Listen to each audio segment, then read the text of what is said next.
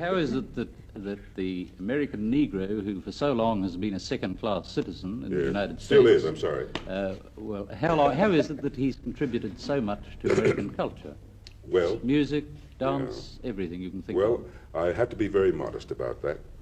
I would say certainly as we look at the African peoples in Nigeria, for example, I just got a wonderful invitation to go to Nigeria to be present at the installation at the Governor General Ezekwe, an old friend, who will now, and I had to cable him. I'm in Australia. I certainly would like to be with you, but I'm out here with some good folks. But I'll get to Nigeria later. Mr. Robeson, do you feel that Africa is to some extent an affinity for it, a home, or do you still feel America is essentially your home? How do you feel? Well, let me come. Yeah, I'll come to that in just a second. But to come back to it, so I would say the Africans and the American Negroes have turned out to be an extraordinarily gifted people. The great tragedy is that by not making us full-class citizens as yet in America, they may be losing, I don't know how much yet.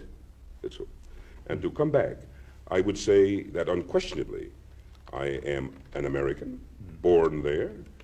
My father slaved there. Upon the backs of my people was developed the primary wealth of America, the primary wealth. You have to have accumulated wealth to start, to build. You did it another way here in Australia. You had to build your accumulated wealth too. You just came and took it, you know what I mean? And that's what they did in most of the countries. That's what you Europeans did. You just took it. We got to catch up with you a little bit. And so in America. So there's a lot of America that belongs to me yet, you understand? But just like a Scottish American is proud of being from Scotland, I'm proud for being African. Now in our school books, they tried to tell me that all Africans were savages, till I got to London and found most of the Africans I knew were going to Oxford and Cambridge and doing very well, and learned their culture.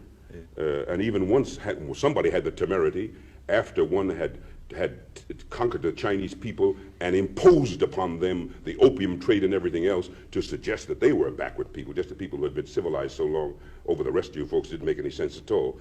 So somewhere, it was wonderful to find about the colored peoples of the world that they were very advanced. So I would say today that I'm an American who is infinitely prouder to be of African descent, no question about it, no question about it. I'm an Afro-American, and I don't use the word American ever loosely again.